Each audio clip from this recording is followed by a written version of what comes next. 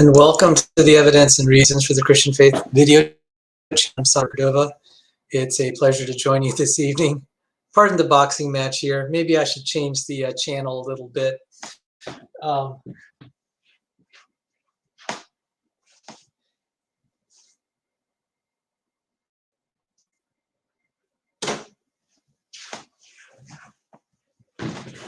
There, that's Food Net.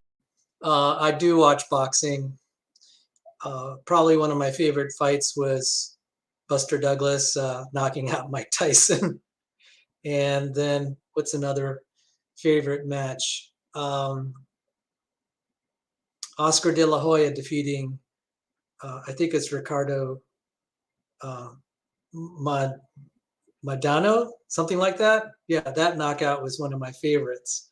So yes, I do love boxing. I'm not into UFC. You know, when the thing about mixed martial arts and ultimate fighting stuff is when the guy's knocked down, just let him go. You've won. You know, yet in UFC, a lot of it's a wrestling match, and sometimes you're just beating on the poor guy when he's already down and just beating his brains out. So, you know, at least in boxing, if you knock the guy out and he's down, you don't punch him anymore. So that's kind of, yeah, that's kind of how I feel about it. Even then, boxing's just a little too violent, unless I really want the other opponent to really get his comeuppance. And De La Hoya versus Madano, yeah, that was great. And then the underdog, Buster Douglas, just knocking out Mike Tyson. He was Tyson was like a 44 against 1 favorite.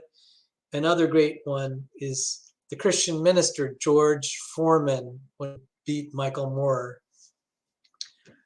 So I don't watch a lot of live boxing. I like to watch kind of the historical matches, and so yeah, it's pretty violent. I'm probably, as far as violence goes, I like football, American style football, and I really don't watch rugby because I don't understand the rules. So those are my tastes in sports. When Mom was still with me on Earth, we would watch American baseball, and I enjoyed it when she was with me because she loved it. Now that she's home to be with the Lord, I don't watch baseball that much. Yes, George Foreman. He was not a Christian. He had a near-death experience. He became a Christian, and he became a minister, and he started street preaching. He ran out of money. Okay, so some of you remember, and maybe some of you don't remember because it's too long ago, but there was this was fight with Muhammad Ali. George Foreman was the heavy favorite in the 70s, and Foreman was just beating up Ali, but Ali was up against the ropes, and Ali would raise his hands and let Foreman just keep punching him in the body. But Ali was able to kind of cushion the blows by, when he'd get hit, he would just kind of bounce against the ropes.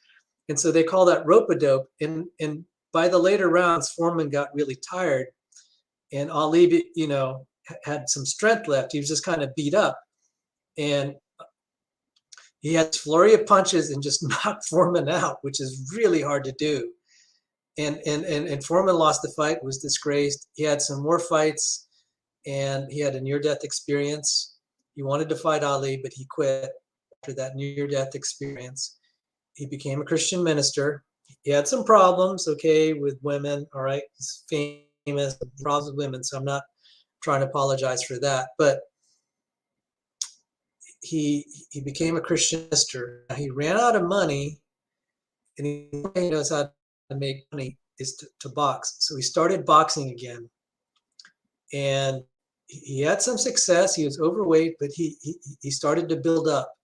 He fought Evander Holyfield, lost, but he had a commendable performance. And then he took on Michael Moore for the title.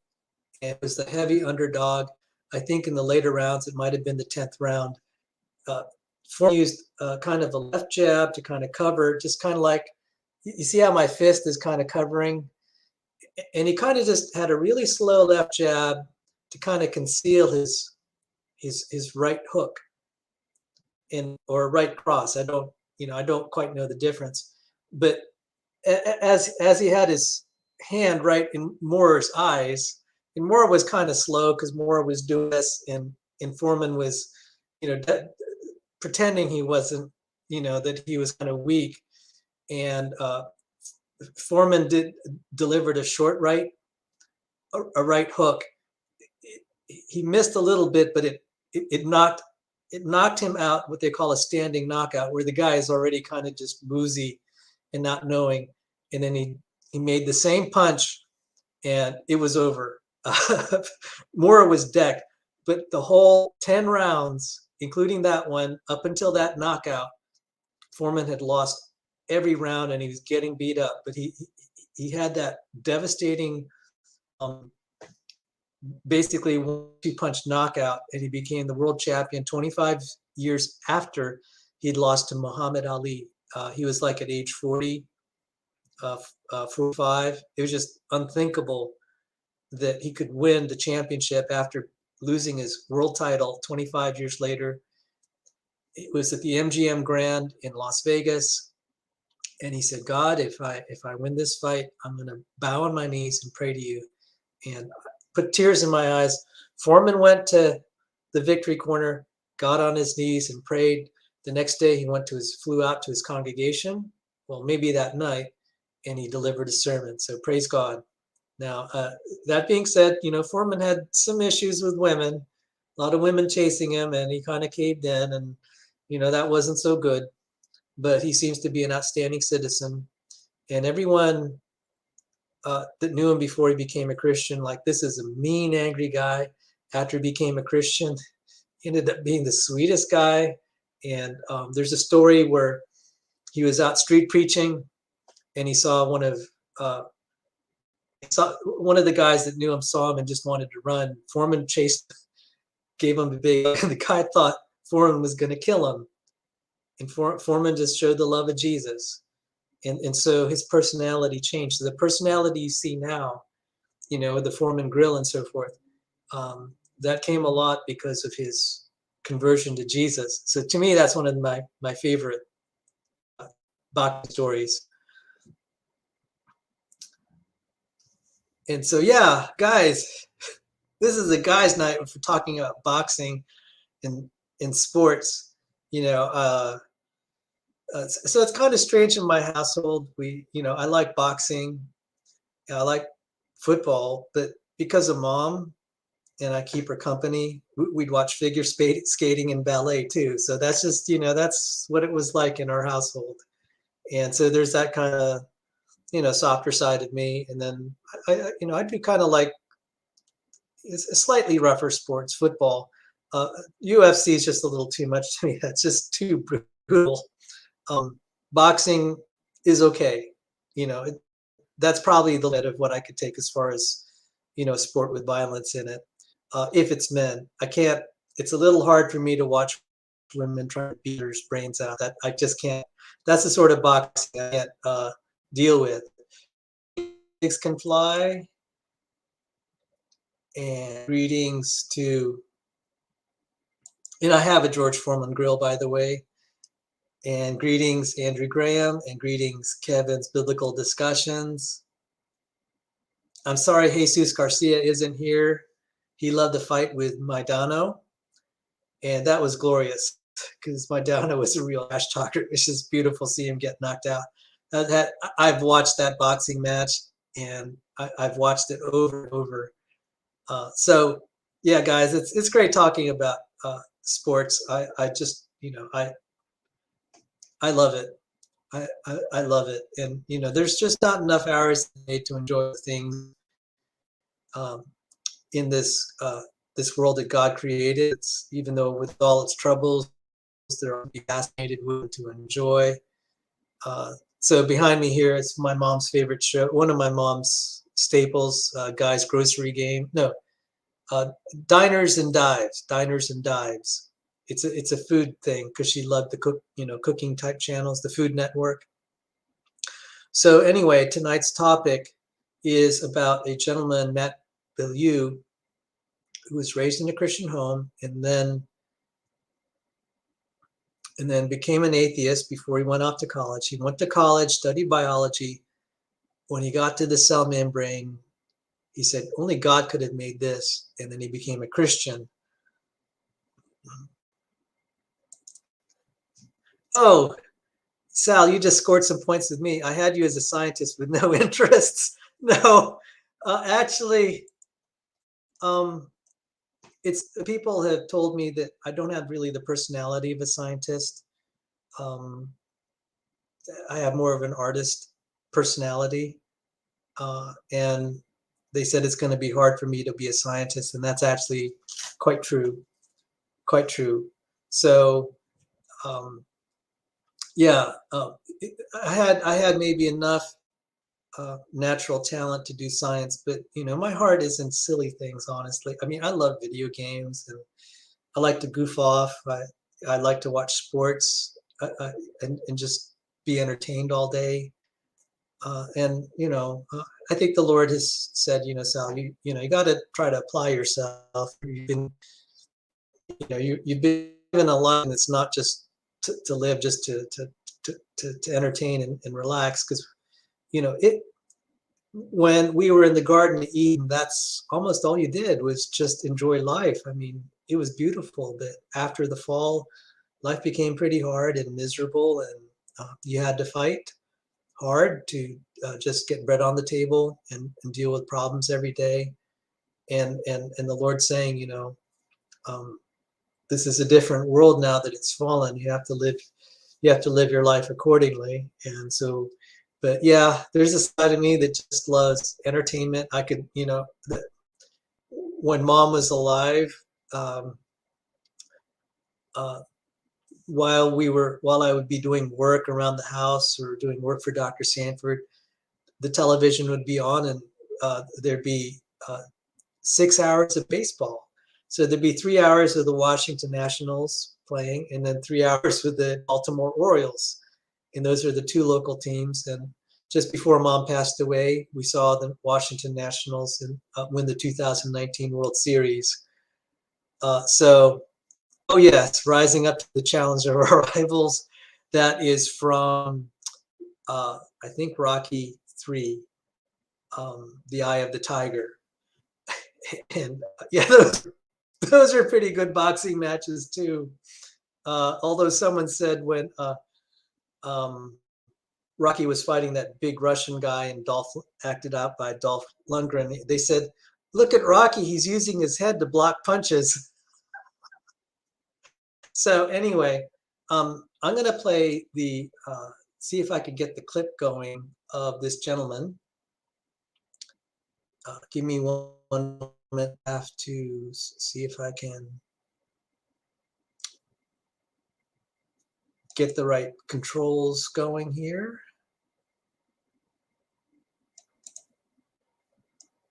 Okay, so I'm going to try to play this clip.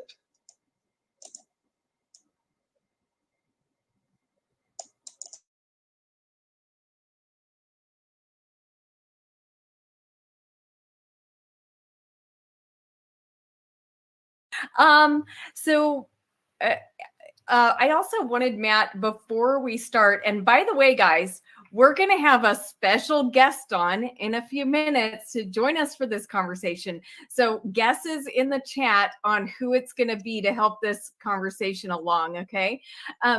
But Matt, could you tell us, can you tell us a little bit about your story of faith? Because I read just a little blurb on your website, but I would like to hear more about that. Sure. So I grew up in a very conservative Christian household. It was Southern Baptist, and it was definitely one of those bubble type environments. And as I got older, and as I was turning 17, I was about to get out of high school. I was getting more independent to where my faith needed to not just rely on my parents; it needed to become my own. And I just started to have doubts. I'm like, why do I think any of this is true? Why do I actually think that Jesus is real, that Jesus rose from the dead and all this? and I met with friends, I met with family members, I went and met with a pastor and just asked them that question. And other than the pastor, they couldn't give me any sort of reasonable response. It was just, well, I just know it's true. And it's like, okay, well, I don't, so what am I supposed to do with that? And when I met with the pastor, the only response he could give me was, well, if God doesn't exist, then there can't be any meaning in life, which, okay, well, then maybe God doesn't exist and there's no ultimate, transcendent meaning in life. Like, that doesn't mean that there is a God. It just means here's a consequence if there wasn't a God. And so none of them could really give me any sort of answers. And I ultimately did deconstruct my faith and became an atheist just before going to college. And originally I was studying biology in college, and I was studying it as an atheist. And I was actually, oddly enough, struck as an atheist at sort of some of the anti-Christian bias that was in there. I had one professor who said, hey, we're teaching evolution today. If you're a Christian, you can have whatever beliefs you want, but in this class, we're going to teach the truth. And it's like, okay, that's a bit pejorative. But, but actually, as I studied, I was studying the human cell, and I remember vividly in my cellular physiology class, and I'd gotten into my 4th year, my cellular physiology class, I was opening a textbook, and I was looking at the surface of the human cell, and it is absolutely amazing, absolutely amazing. I mean, if you've ever seen any of these like YouTube simulations of the inside of a cell, those are radically dumbed down. I mean, it is just amazing what's going on in a cell. And I didn't have the language for it at the time, but I remember just looking at it in my textbook and thinking, this is never just going to fall together like this, no matter how much time you give it. So I came to believe that there must have been design in the human cell, that there had to have been an intelligence because of what I found there. And granted, like I know that there's probably people in the chat thinking, oh, that's horrible, all this, but to be honest with you, I can just tell you, like I studied it for years. As an atheist, I was not trying to find God. I was struck by what I found there, and so that had a dramatic impact on me. And as a result, some other things were going on in my life, and I ended up returning and recommitting my life to Christ about 6 months later. And having had that experience, both the experience of family members and friends who had, were very well-meaning, loved them all very, very much, but just didn't have any sort of response for me. Having that experience, and then having the other experience of actually finding, like, wait a minute, there is evidence out there, really, put me a passion for Christian evidences and for, why we believe that this is true. And so I transferred my credits ultimately to Luther Rice University, where I got my bachelor's degree in religion and my master's degree in apologetics. From there, I've gone on to volunteer with Reasonable Faith. I had help with Dr. Craig's Overflow Q&A. So if you write into Dr. Craig, he gets a lot of emails. Sorry, everybody. But he doesn't answer them all personally.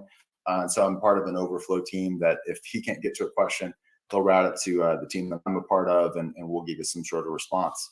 And then recently, with Cocked Up Apologetics, I've been trying to foster those kinds of conversations. Awesome. Thank you for sharing your story. So I also wanted, Matt, before we start, and by the way, guys, we're going to have a special guest on in a few minutes to join us for this conversation. So guesses. All right, it was starting to repeat, and I'm just gonna, that was really the part of the clip that I wanted to show. The reason this one really resonated with me, this is actually I think this is the first time I heard of someone who was raised in a conservative Christian home and got deconverted and then reconverted. I honestly have, I've sometimes thrown my hands up because so many of the people that I've met that had lost their faith are now atheists, and they're on channels. They're like Germania, they're like Danny, they're like, people that, in our community. And then also, my personal interactions with these guys. And there are just so many of them. And so Matt is kind of a refreshing change of pace, especially someone who became an atheist, went to college, studied biology, and you could hear evolution was pushed and thrust on him. And then he studied cell biology, cell membrane biology. He returned to God. He wasn't looking to return. And people are surprised. It's like, Sal, why are you a Christian? And even though a little more than Matt, I feel personal experiences. I had a vision when I was 12 or 13. I believe I've seen answers to prayer. I've met people that have had miracles in their lives. And the reason I believe them, they're not preachers. They're just quiet guys you would never know. And you just see them in church, and then you get to meet them and you find out their testimony. It's, how did you end up in church? Why are you here? It's like, oh, I was never really a Christian, or, I was kind of shallow and I walked away from my teaching, how I was raised, and then I came back. And then you run into people like John Maddox, okay? Logical, plausible, probable. And he talks about him, he should have been dead. And if he had recovered, he should be paralyzed and not, able to speak. And God worked a miracle. And it kind of just hit him in the head. So I met people like that. And I was a doubting Thomas. I was not a scoffer. I wanted to believe. And I can't explain why. But I said just the thought of a universe without God would seem too difficult a life to live. If there were a universe without God, what would I live for? Except to eat and drink, for tomorrow we die, as it says in 1 Corinthians 15. If the dead are not raised, if Christ is not raised, let us eat and drink, for tomorrow we die. And that might have been kind of the nihilism I would have adopted for myself, just to try to minimize pain as much as I could. And that might be my only goal. And so there was that spark that desired God's love in a universe with the Lord. And yet it's like, God, where are you? And then I, only like in the last few years, that proverb 25:2, it's the glory of God to conceal a matter. It's the glory of kings to search out a matter. And so God does hide things, including his existence. And also the kingdom of heaven is described as a hidden treasure. It's not like it's so obviously, blatantly in your face. And yet, one would read the book of Romans, and it says there God's invisible attributes, his divine power, his eternal power and his divine attributes, they're witnessed, they're attested to by the things that are made. And so, you have the idea of a hidden treasure, and then yet things obvious through creation. But even then, I think, it talks about in the Gospels, in the New Testament, about the veil over people's eyes. And so sometimes if it's evident, sometimes their eyes are closed to it. And, they're certainly overwhelmed with the problem of evil and suffering. And the world doesn't look designed to some of them, like Charles Darwin, he famously or infamously said, what kind of world is this, that a book, A Devil's Chaplain, would write about the wasteful, blundering, cruel works of nature. But on the other hand, you do see like cellular biology, and like the last long story short dealt with the cell membranes, and you see the wonder of this. And I thought about it. I said, the gospel is written in our genomes. It tells us that life is designed, the world is intelligently designed, but it's also cursed because there's death. It's intelligently designed, also cursed, and in need of a savior.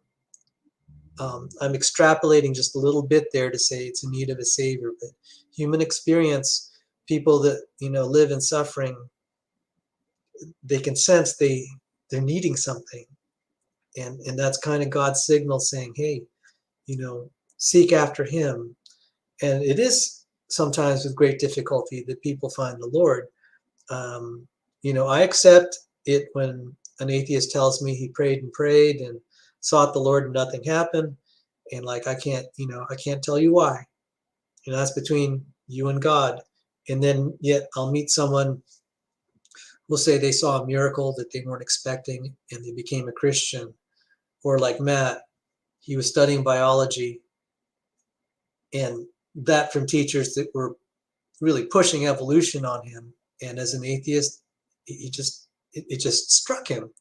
And that's kind of what happened when I was studying biology myself, because I had bouts of agnosticism and I was about ready to give up on the Christian faith. But I said, okay, I'll give it one more chance, so to speak. And I started looking at the architecture of the cell, and I'm just like, yeah, this does look improbable. It looks well designed. And that intuition from 22 years ago has only gotten strengthened. Anyone who watched the James Tour beatdown of Dave Farina knows what I mean. It was just totally brutal. So with that, I'm going to move on to some other things. Matt, in that clip with Rebecca, he went on to talk about his approach to design, and Danny challenged him. I didn't watch the whole thing, and I'll tell you one reason why. Matt cited this thing called specified complexity, which was an idea, a phrase coined, I think, by several people, and then it was adopted by William Dembski, and he kind of redefined it. And I don't think it's a very well, it's too unwieldy as a concept. And I was going to be William Dembski's student with Robert Marks down at Baylor. That didn't happen, partly because Baylor's a long way from where I am, and I was taking care of my mother, and I went to Johns Hopkins instead in 2007. Also around that time, the president of the university, Bob Lilly, shut down the evolutionary informatics lab, which is where I was going to work and go to grad school.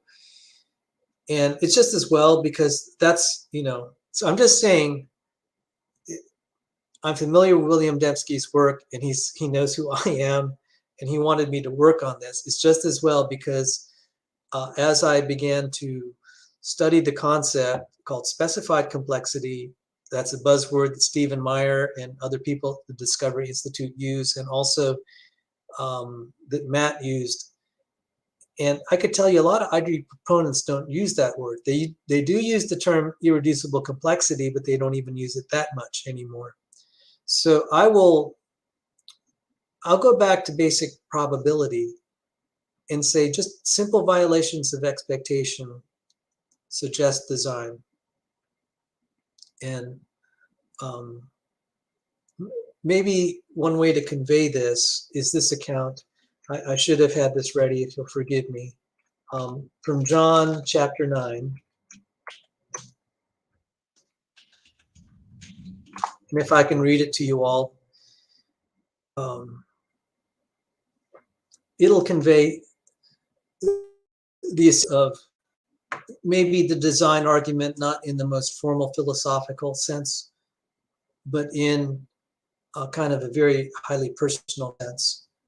So I'm just going to read this because I wish to honor our Lord and Savior Jesus Christ. This is one of the passages in the Bible, inspiring, troubling at the same time. And I'll mention in passing what are the beautiful parts, and then the parts that are a little scary, honestly. And I appreciate all the free stuff they have on the internet, but you then end up having to deal with all these obnoxious ads that help finance it. So the screen I'm going to show is ad-heavy, and I apologize for that. People have been telling me to get an ad blocker, so I'm getting more to do that, because this is just getting a bit too much, and it slows down my browser. So I'll just read this in its entirety and then comment. There are many lessons to learn from this, and I wouldn't say there's just one message that the Lord has given us for this. So I'm just for it to come up here.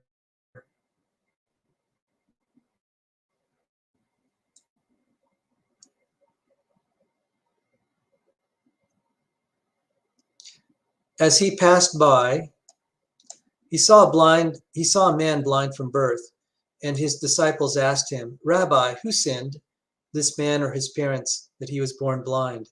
Jesus answered, "It was not that this man sinned or his parents, but that the works of God might be displayed in him. We must work the works of him who sent me while it is day. Night is coming when no one can work. As long as I am in the world, I am the light of the world." Having said these things, he spit on the ground and made mud with the saliva. Then he anointed the man's eyes with the mud and said to him, "Go wash in the pool of Siloam," which means sent. So he went and washed and came back seeing. Neighbors and those who had seen him before as a beggar were saying, "Is this not the man who used to sit and beg?" Some said, "It is he." Others said, "No, but he is like him." He kept saying, "I am the man." So they said to him, "Then how were your eyes opened?"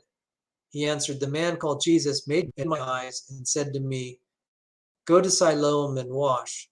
So I went and washed and received my sight." They said to him, "Where is he?" He said, "I do not know."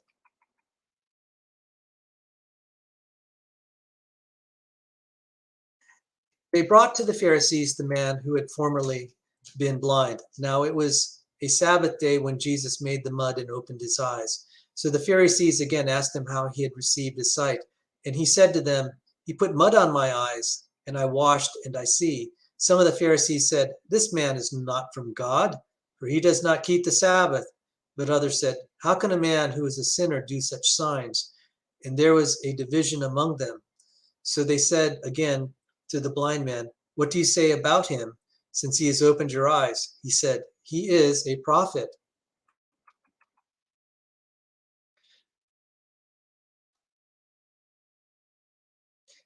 The Jews did not believe that he had been blind and had received sight until they called the parents of the man who had received his sight and asked them, "Is this your son who you say was born blind?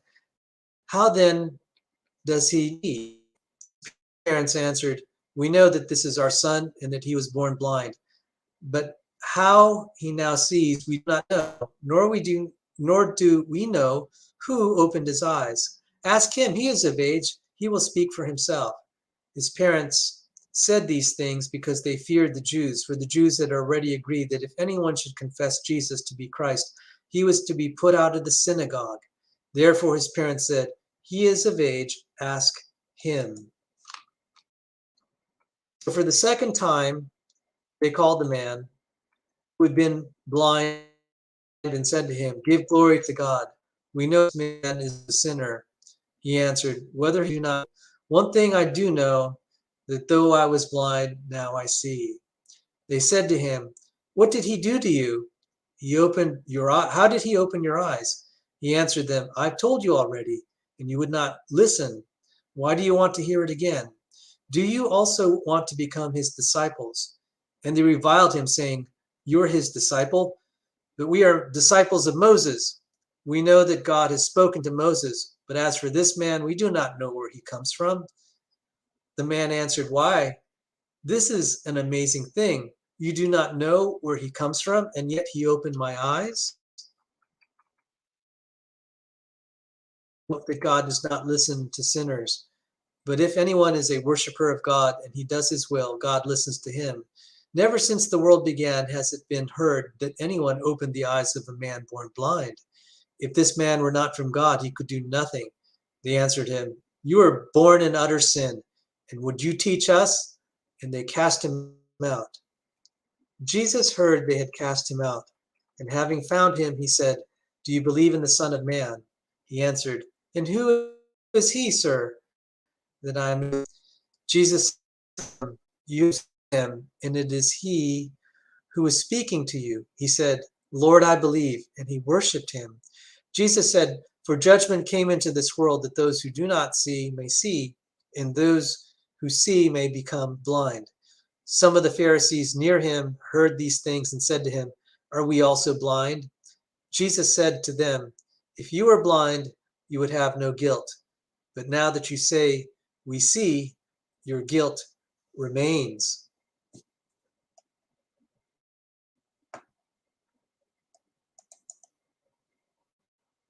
So the reason I'm saying, this is like, for me, this passage is like a design argument at a very, very personal level. And let me just look at the side chat if there's anyone trying to, okay, contact me. This at a personal level is what I consider a design argument. If you were that blind beggar and you had little prospects, pretty much no prospects in the ancient world for a future of any, of anything but to be begging every day for your next meal. You're literally living out 1 Corinthians 15, let us eat and drink for tomorrow we die. I mean, really,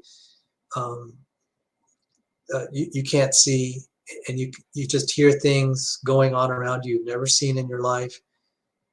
You don't know where your next meal is. Your parents kind of just throw you out there to beg for your food. And, that's how the parents have decided that's the best way their son has any chance of survival. I mean, it's really a sad existence. Someone comes along and heals you, and you can see for the first time in your life. You have a new experience now. I mean, just close your eyes for a moment, and just for those who can see, close your eyes and just imagine this is life for you up until this point. Now open them. You could see the shock. I mean, maybe that's just the taste of the shock you might experience if you were this man. You've heard that the Messiah is about to arrive, and then you find out the man that has healed you is claiming to be the Messiah. Would you follow him from that point on for the rest of your life? Remember, it was only a few hours ago you had no hope. Someone has shown compassion on you and healed you. Would you follow him the rest of your life? I thought I was a little bit naive. I thought that everyone would say, absolutely, I would. And I was naive. In late 2018, I called the Atheist Experience, where there's Tracy Harris and Matt Dillahunty, called into the show and discussed this parable. And I also talked about the blind girl that was healed by astronaut Charles Duke. And I thought Tracy Harris, she was the one taking my call. When I related that to her, I said, I would follow Jesus the rest of my life from that point on. And I asked, well, what would you do? And to my horror, she said, nah, I wouldn't. I would first ask, why didn't Jesus heal everyone? And secondly, I would look for a naturalistic explanation, and whatever I found, I'd use that to heal everyone. And I thought, goodness, superficially, she sounds very reasonable. And I'm like, okay, if that's the reason you're going to reject the offer of Jesus, then, that's on you.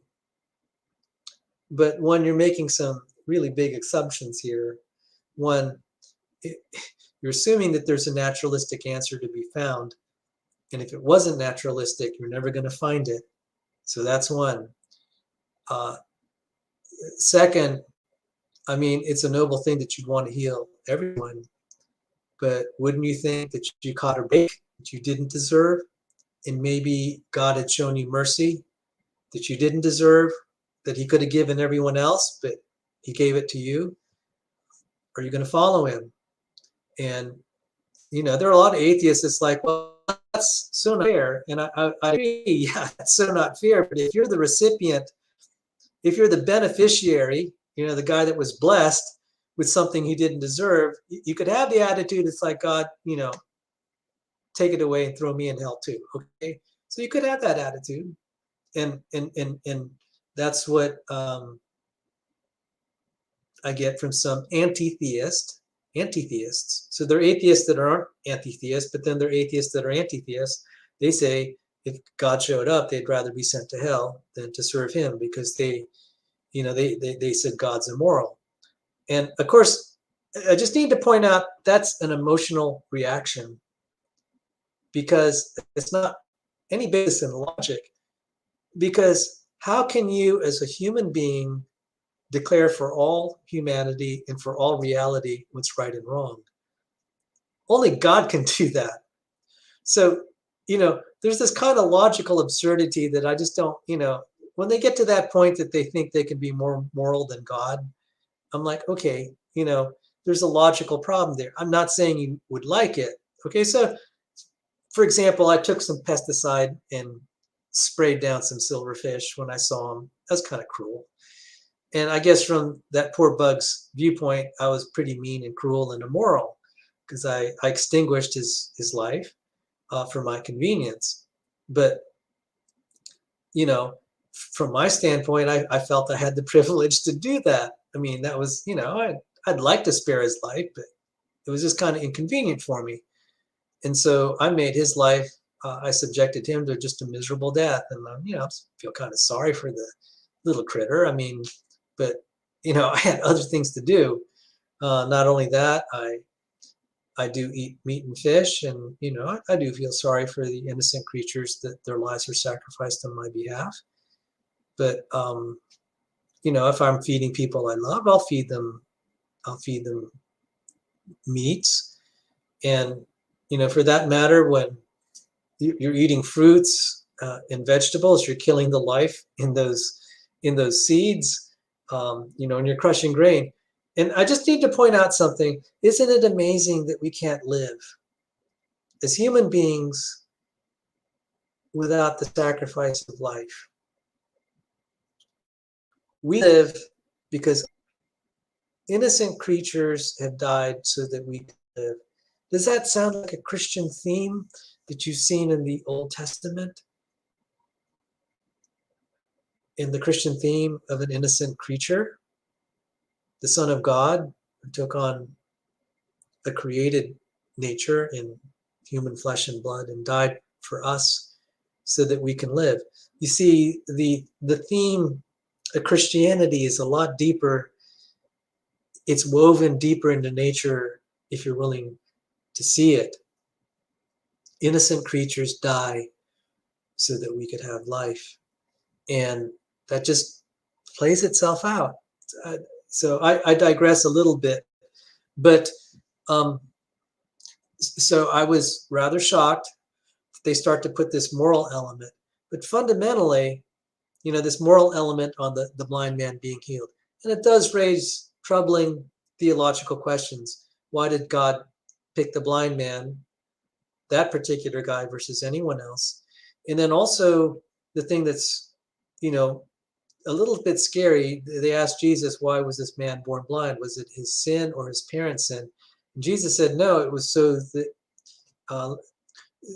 that God's power could be manifest in him and glorified. I'm just like, wow, that's kind of harsh, that he's subjected to that much pain and God's going to heal him and people glorify God.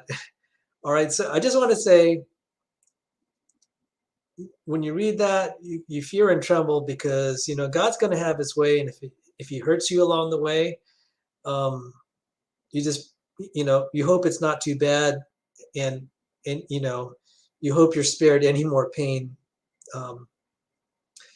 than what he's dishing out. He might dish out pain to you for his glory. And, when Paul, after the road to Damascus experience, he was struck blind, and Jesus said, yeah, I'm going to show him how much he's going to suffer for my sake. And you're like, yeah, wow, that's heavy stuff. So I mentioned that this passage is rich in theology, some beautiful theology, but then also some troubling stuff like that. But, that being said, in the modern day, I've heard of miracles, and I think from credible witnesses, we could decide that we're going to just reject God because he doesn't give us miracles, as many miracles as we'd like, or that he doesn't work miracles for everyone. But you still have to deal with the facts. You still have to deal with the facts. So at what point will you say that this is a miracle? And that's what I would pose. That's not the most direct design argument. Okay, I've not actually stated my design argument, and I'll try to state that in a little bit. But I would like the anti-design crowd to specify what would convince them of intelligent design, particularly design of a deity. And if they say nothing will convince me, it's like, okay, at least I know where you stand. There's nothing I could say. There's no argument. Even if God was real, you're going to deny him. It's like, okay, no point there. There are people that have their criteria, and many of them said, it would have to be something science couldn't explain. So that's a God of the gaps. And I actually believe God in the gaps is actually a good argument. Some of the intelligent design folks don't like God of the gaps. And I'm like, no, God of the gaps is an excellent argument. What do you think happened to this blind man? Is that an argument from ignorance? The blind man had his eyes open. I mean, they could say, oh, there's probably a naturalistic explanation for this, but, we just haven't found it yet. I mean, how far do we have to go before we even have a hint or a suspicion that something divine has touched you? There might not be any formal way to absolutely prove design, but from a practical standpoint, what are you going to do if you're confronted with this? I'm just pointing that out. Everyone has kind of their decision matrix or their decision table or whatever, their flow charts as to when they would believe. But I will point out, I found out something as I began to consider it. I look at these atheists and I'll ask them, okay, so how do you explain where the complexity of the cell came from? And they'll give a variety of answers. And I say, you can't prove it. I mean, did you watch the James Tour series where he beat down Farina? So you're telling me you believe in abiogenesis on a matter of faith, not that you can actually demonstrate it from chemical theory, what we understand physics and chemistry. And in fact, what we know about physics and chemistry shows that it's a very unnatural reaction. So if you have the elements, if you have chemicals in the non-living organization, let's call it the non-living state, they don't spontaneously organize into the cellular living state. So I define life as cellular life, as Virchow did, not that silly NASA thing that's in any chemical replicator capable of Darwinian evolution. That's a terrible definition of life as far as trying to solve the origin of life problem. The better definition is cellular life as defined by Virchow, and that we can verify experimentally. Virchow said all cells come from pre-existing cells. And there are variations of this, like all cells come from the division of a pre-existing cell or something like that. But certainly, and this is before atomic theory and what we knew, he just noticed that, and that was well established. So I've seen these atheists insist that abiogenesis happened naturally. They can't prove it. It's a matter of faith. Now, the problem of eukaryotic components, which I hope to cover, I'm going to make a recording, God willing, with Rebecca on the difficulty of evolving eukaryotic components. And greetings, Brian Stevens, and Brain is here. Thank you for visiting. Thank you for gracing us with your visit here. And I'm going to acknowledge Brian Stevens. If I missed one, sincere apologies. When I get going on a stream, I sometimes can't think of anything else except trying to focus on what I need to say. So that's what I needed to point out, is the double standard here. They'll require all sorts of evidence to prove design, but yet they'll totally believe in non-design on a basis of faith. And so that's what I'll point out. Then there are people that have a lower threshold for whatever reason. One of the reasons I've I've often seen in people is because they feel that God has worked in their life, touched their hearts, miraculously answered prayers. It's very powerful. And so they have an intuition. And we've had Sandy Pigeon on this channel where he's a retired Navy SEAL. Even before he's a Christian, he was having visions. And finally he came to church one day. Pastor Lon Solomon at McLean Bible Church was preaching. Lon Solomon's one of the good guys. And before he got replaced by that other pastor, David Platt. But when Lon Solomon was preaching, Sandy Pigeon was in church. He was brought there by his son because his son saw that his dad was not in good shape, having retired from the Navy, and Sandy's life was just spiraling down. And Lon Solomon preached on Hezekiah's tunnels. I mean, of all the things to make someone a Christian, to step from darkness into light, it'd be about Hezekiah's tunnels. Turns out Sandy Pigeon is a big history buff. And this archaeological find of Hezekiah's tunnels is buried there for thousands of years. And then there it is. The archaeologists dig it up. And it corresponds to something in the Old Testament. And he said, you know, the rocks don't lie. The archaeological artifacts don't lie. It seems like Hezekiah was real. If Hezekiah was real, it seems that maybe a lot of the things in the Bible are real. Even if it's not full proof, you get that suspicion. And more archaeological finds have emerged even in my lifetime. I remember when I got saved, I was studying the book of Nehemiah. And only like in the last 15 years, they discovered Nehemiah's walls. And like, yeah, this starts to get the hint of being real. And then recently, they found Joshua's altar. Joshua is only like, I think, 19 generations away from Noah. I mean, think of that. This is, they're moving the timeline of the Bible farther and farther back. So, there are lots of things in life we don't absolutely know. We make lots of decisions with less facts than we'd like to have. Okay, if you had all the facts you could possibly have, you probably own the world. You could predict the stock market tomorrow and make perfect bets. I mean, there's just like no limit to what you could do if you're omniscient. But if you're omniscient, you'd be God, all right? So let's just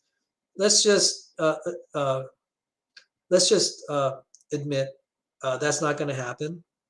And what do you do in the absence of not having everything your way? Well, you have to be kind of like a little child, and you're going to make decisions without as many facts as you'd like. But how's that different than many of the decisions we make in everyday life, both big and small? I mean, people engage in contracts, in purchases. I mean, you go to that food store, you're trusting that they're going to cook food that's not going to make you sick.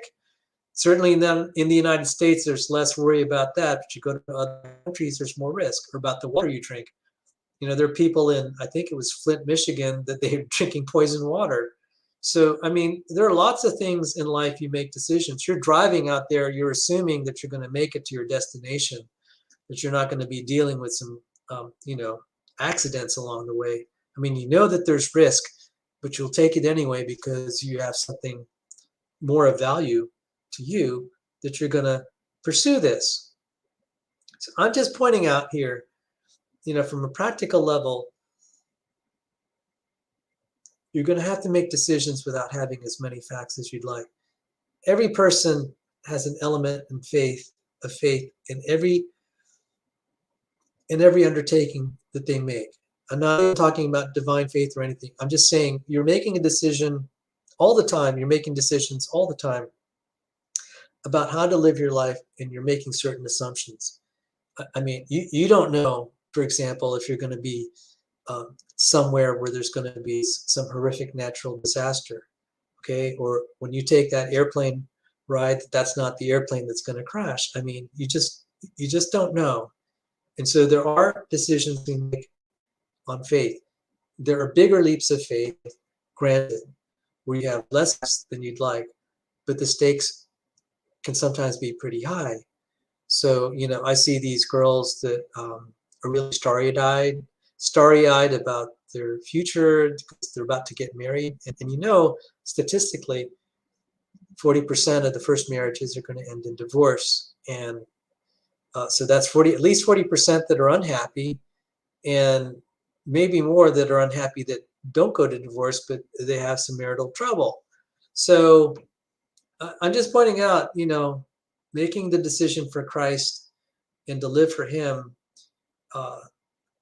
it's a leap of faith that's of degree, but it's not kind, because all of us have elements of faith in the way we live our lives. So in that sense, this is how I frame the design argument. We can mathematically analyze physical systems and say, how improbable are they from what we would expect? So I say violations of expectations. So Matt Bilyeu, and I invited him to this channel to talk. When he was arguing with Danny, he kept throwing out specified complexity, and my eyes rolled. It's like, no, don't use that term.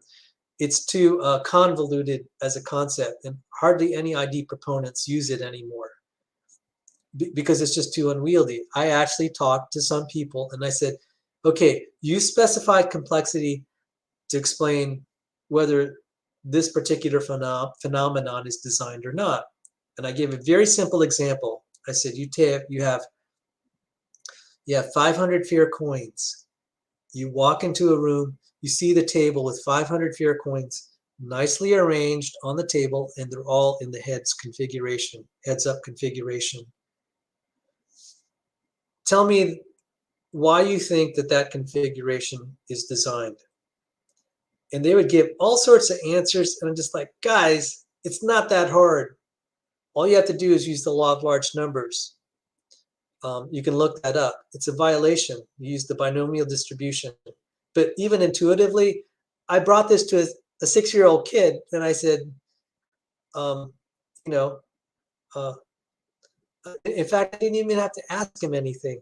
I had 20 pennies, and I sent the 6-year-old kid out of the room. I said, okay, go to that room, and I'll call you to come back in a little bit. And he saw that I laid out the pennies before he left, just kind of randomly dumped them on the table. And then I said, Eli, come on, then while he was gone, I flipped all the coins, turned them all heads. And then I said, Eli, come on back in the room. And he smiled. He said, you touched it. You touched it. Yeah, that's his way of saying he could tell I did something. And he didn't quite understand, but even the 6-year-old kid could understand. And I gave you kind of the mathematical formalisms that's a violation of the law of large numbers. And there are any number of formalisms of how to state the law of large numbers. I actually started arguing with atheists about 500 fair coins, and it was a 6-month argument. They would not budge. They said, well, 100% heads is just as improbable as any other configuration.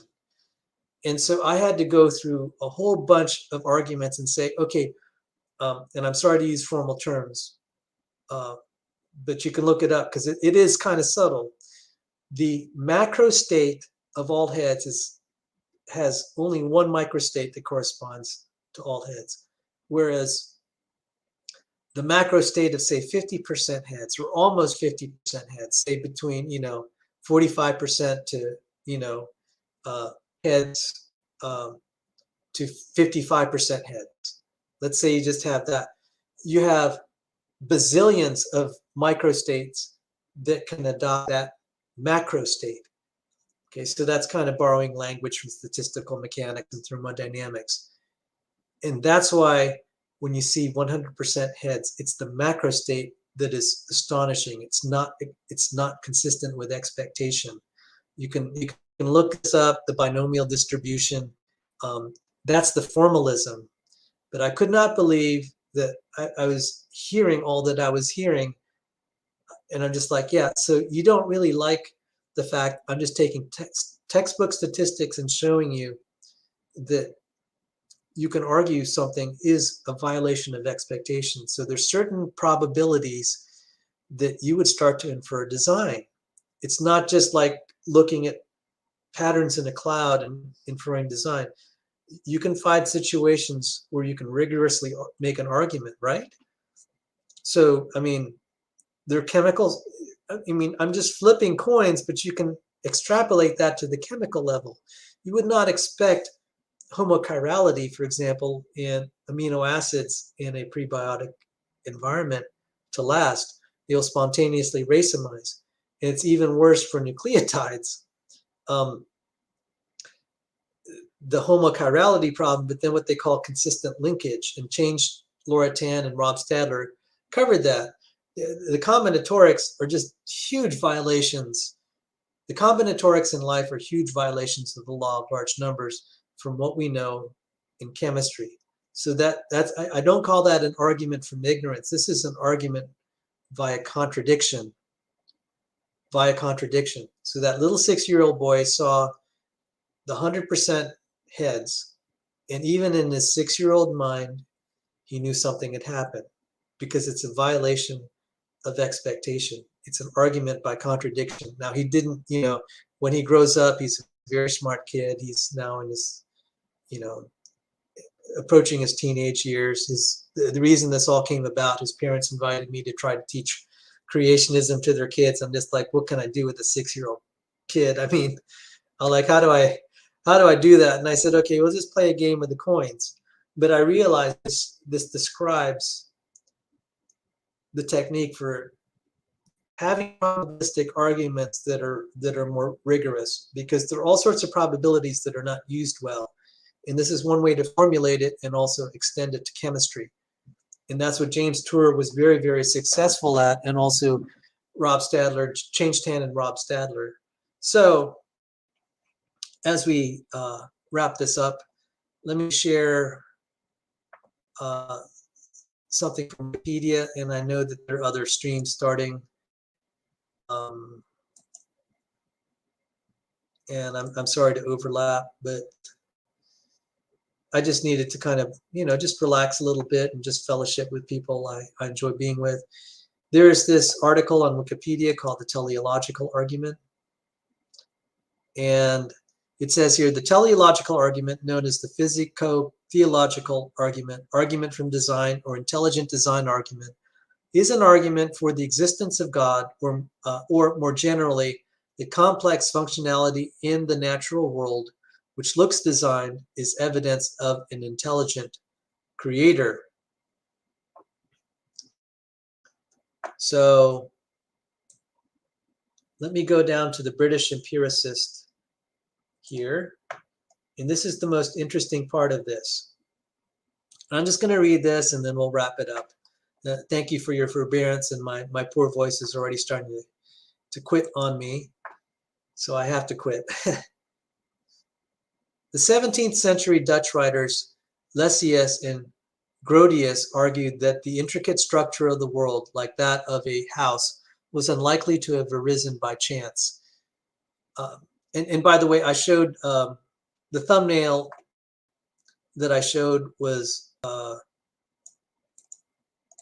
from Fred Hoyle, who said a junkyard passing through a tornado is unlikely to make a 747. He said the emergence of life is just as unlikely. The emergence of life is just as unlikely to emerge from a prebiotic environment than a 747 passing through a junkyard and assembling, a tornado passing through a junkyard and assembling a 747. And let me see if I have a picture of that. I'd like to, at least, I'm trying to make a habit. If I have a thumbnail, at least show it in the during the show. So there it is. And so the caption here is, it's never going to happen. It's never going to happen. And that's what and it's actually not as easy to demonstrate that rigorously. It's actually kind of challenging from a mathematical, rigorous perspective to say why that doesn't happen and why certain structures are designed and others are not. It's not quite intuitively, it seems like the right argument, but to actually show it rigorously is actually very challenging. But I'll leave it at that. And you could kind of tell that when I talked about the coins and using the binomial distribution. So that intuition of the 6-year-old to actually make mathematically rigorous that argument, it takes some pretty sophisticated thinking. In any case, I'll continue. The empiricist John Locke, writing in the late 17th century, developed the Aristotelian idea that, excluding geometry, all science must attain its knowledge a posteriori through sensual experience. In response, Locke, Anglican Irish Bishop George Berkeley, advanced a form of idealism in which things only continue to exist when they are perceived. When humans do not perceive objects, they continue to exist because God is perceiving them. Therefore, in order for objects to remain in existence, God must exist omnipresently. Now, this is actually a pretty interesting viewpoint. I mean, I would not have argued that from a philosophical standpoint, but it's actually consistent with certain interpretations in quantum mechanics. And I'm going to read something from a quantum mechanics book written by F.J. Belinfante. He's an eminent physicist. His name was listed in the references of my physics textbook in statistical mechanics and thermodynamics. Let me share this book.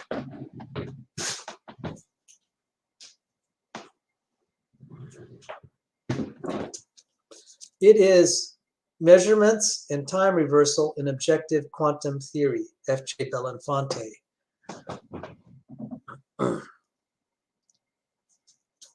And so let me just show some of the, this is definitely a quantum mechanics book. And it's been ages since I've done quantum mechanics math. So he talks about all the famous experiments, and I got it. This math is over my head right there. Even though I'd studied quantum mechanics, this was heavy. And let me show you some more.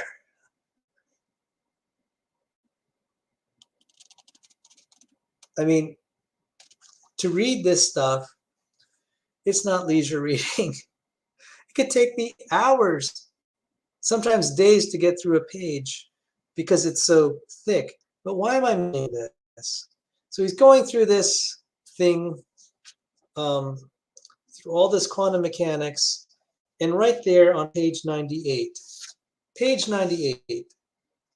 I got to show you what it says there. You see what it says? The quantum theory and God. It's page 98, section 3.7. People are accustomed to assume that only persons can decide what to do. In this sense, some personality may be ascribed even to animals. Therefore, if I get the impression that nature itself makes the decisive choice, what possibility to realize, where quantum theory says that more than one outcome is possible, then I'm ascribing personality to nature. That is, to something that is always everywhere. Omnipresent eternal personality, which is omnipresent in taking decisions that are left undetermined by physical law, is exactly what in the language of religion is called God. We thus see how quantum theory requires the existence of God. Of course, it does not ascribe to God, defined in this way, any of the specific additional qualities that the various existing religious doctrines ascribe to God. Acceptance of such doctrines is a matter of belief or faith. Belief or faith. Let me put this marker in. This is just a beautiful passage. And I'll read on in section 3.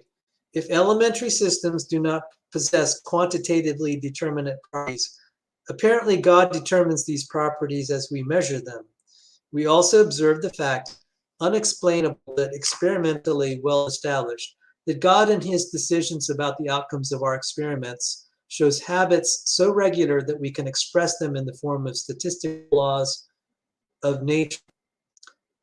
Since the macroscopic behavior of nature may be thought of as determined by the behavior of its zillions of atomistic constituents, these statistical laws of nature with great precision lead to apparently deterministic laws that seem to govern nature macroscopically. Especially during the 19th and early 20th century, this apparent determinism in macroscopic nature has hidden God and his personal influence on the universe from the eyes of many outstanding scientists. Recall again Proverbs 25:2. It's the glory of God to conceal a matter. It's the glory of kings to search out a matter. I'll read this again.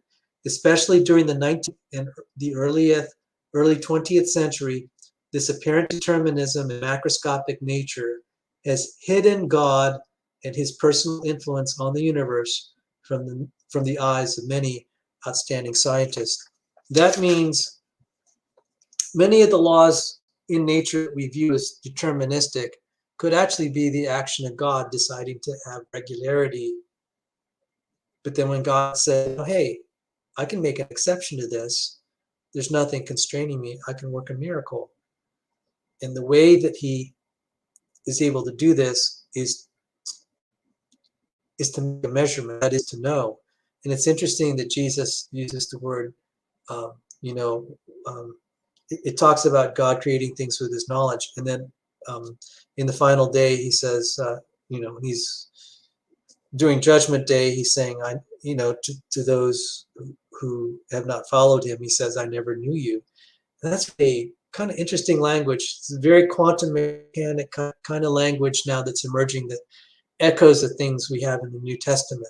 So let me continue the Wikipedia article. I just had to go off on tangent, elaborate, because this whole thing that Berkeley said is just, it's a more powerful design argument than we realize in the present day. So now David Hume, whom many regard as an atheist, David Hume in the mid-19th century referred to the teleological argument in his treatise of human nature. Here, he appears to give his support to the argument from design. John Wright notes, indeed, he claims that the whole thrust of his analysis of causality in the treatise supports the design argument, and that, according to Hume, we are obliged to infer an infinitely perfect architect.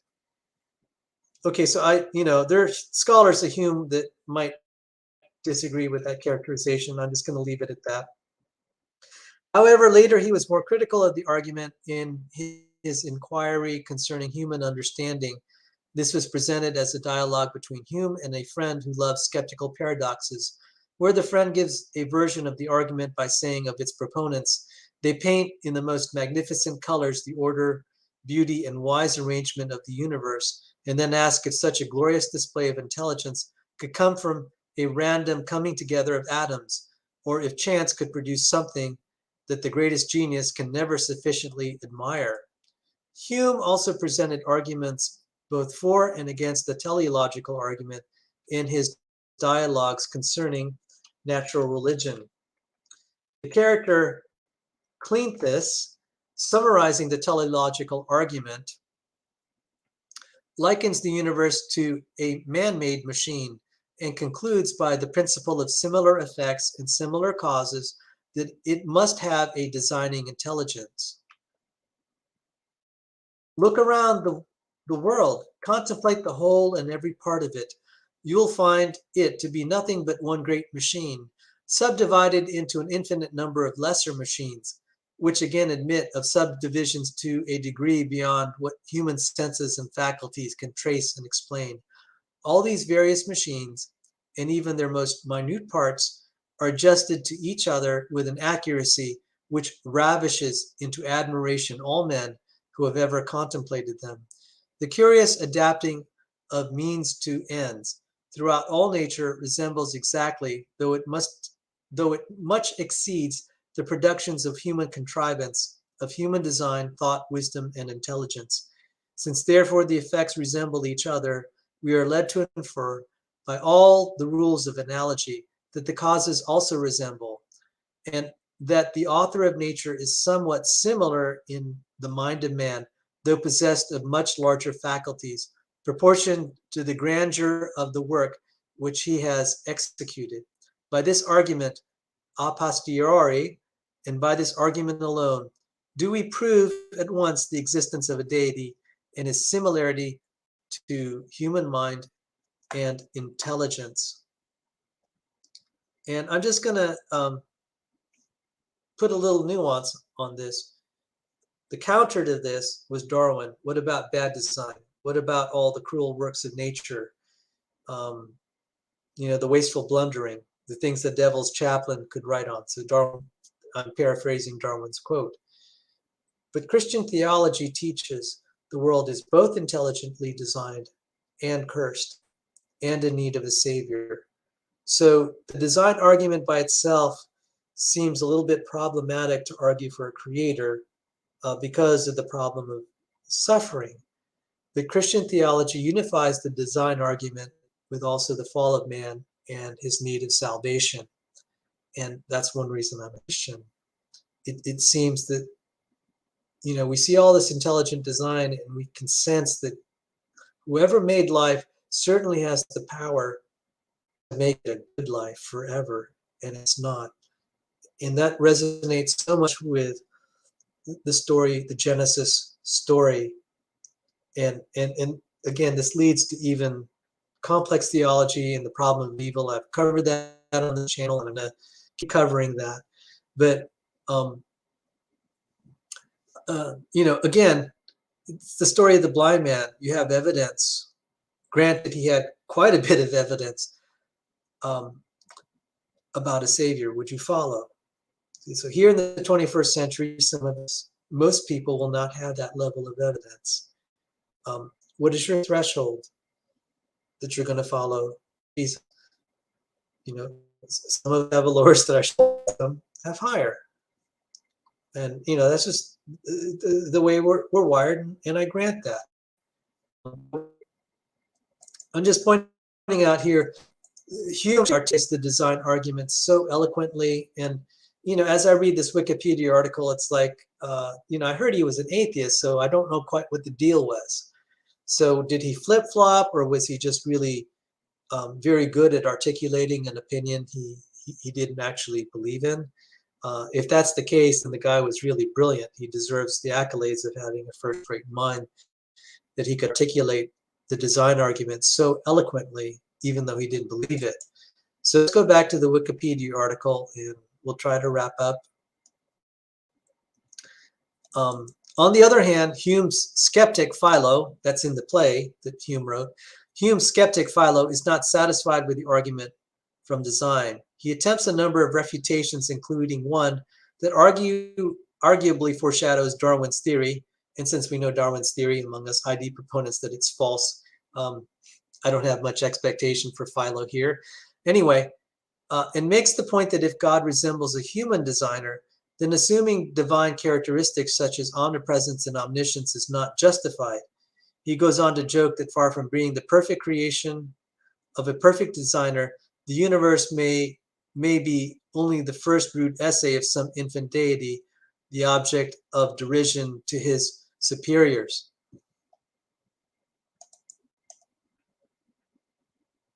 And I would just say that's kind of like, well, all right, what would ever persuade you short of you being a deity?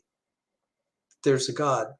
I would then bring you to that passage in John 9. You could make the same kind of arguments that Philo made. It's like, okay, maybe Jesus is just not who he says. Maybe he's, I could imagine the character Philo just saying, well, that's not really the ultimate infinite God. How do you know that he's not just some lesser deity? And in Dillahunty speak, he would say, how do I know it's not some space alien? Okay. From a formal logical standpoint, you might make that argument, but is it practical? And that's a decision everyone has to make. Okay, let's say hypothetically it could be a space alien, or hypothetically, Jesus is who he said he really was. Short of you being God, you might not be able to formally prove it. But what are your options? If, for example, you believe it's a space alien and it's not, you've turned down the offer of eternal life. If, on the other hand, Jesus is who he says he is, and you follow him, you have eternal life. You have to weigh your options. What Pascal's wager decides is not whether what's true or not. It shows whether you're living consistently with your own estimate of the probability of something being true and your estimate of the potential payoffs. Now, I tried to explain to Matt Dillahunty, I said, you could work this out if you want. He shut me down. He screamed. He was rude. And I realized the guy's not interested in sane dialogue. And he said, don't lecture me on the math. I'm like, okay, dude, you're not here to really try to exchange ideas. You're here for theater. You make a lot of money celebrating your atheism. And I'm like, okay, you can choose to be that way. And I realized this is like a 3.5 hour debate. And they're hammering me, and he's just being rude and nasty for the people in chat. And I'm just like, okay, I know the game. For a season, you guys will think you're intellectually superior and you have all this going for you. And then I realized in the end, it's like, you have nothing to offer me. You've just persuaded me how empty your lives are. And this is how you get your thrills. Just try to put people down and mock them. This isn't about trying to, be reasonable. I could see the hatred, anti-theism. And shortly thereafter, I found a psychological study written by an atheist of all people. An atheist wrote a psychological evaluation of the 6 classes of atheism, categories that he made. They're arbitrary, obviously, but he said you have 6 categories. You have like the anti-theist, you have like the agnostic type atheist, you have the activist atheist, some other kinds of atheists. And he said the anti-theists are the most unagreeable, narcissistic, antisocial. They just scored high in kind of really negative metrics as far as people you want to hang around with. And I said, yeah, that was Matt Dillahunty, and also his followers there. They're not like some other atheists that I met that are really sweet, love people, and people you'd love to hang out with. So I'm not trying to generalize Matt Dillahunty to that set. And that's why this other atheist wrote that study, because he felt there were certain elements of people that shared his viewpoint, his worldview, that behaved so badly, he felt embarrassed to be associated with them. So anyway, I digress. I'm going to I'm going to see if I could find something to close out the show. I'd like to close out the show with some music. And let's see. Give me a moment here. I'm looking up some MP4s that I could play for y'all as I shut the show down.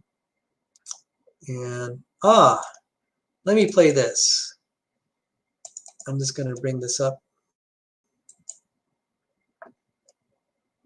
And I want to thank everyone for joining me tonight. And boy, this is taking just such a long time. Now let me, while this is coming up, let me look here. Cram is here. God teach me to pray your word. Thank you for joining us. And let's see, Brian Stevens, thank you for coming. Oh no, they had a lot of electric guitar and it really didn't fit the ending I thought it was. So I need to retitle that. It was electric guitar playing Tchaikovsky. And it's okay if I wanted something outrageous, but I wanted something a little smoother. Oh, Patrick Alexander here, greetings. So yeah, thank you for joining, and I'm just about to shut down. And I might wander over into Praise's channel. It's been a long day, and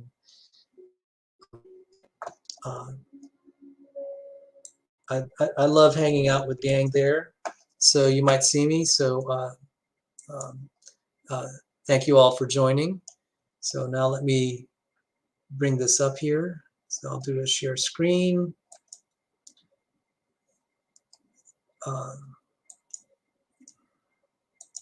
Sorry, I have to get all my buttons in a row here.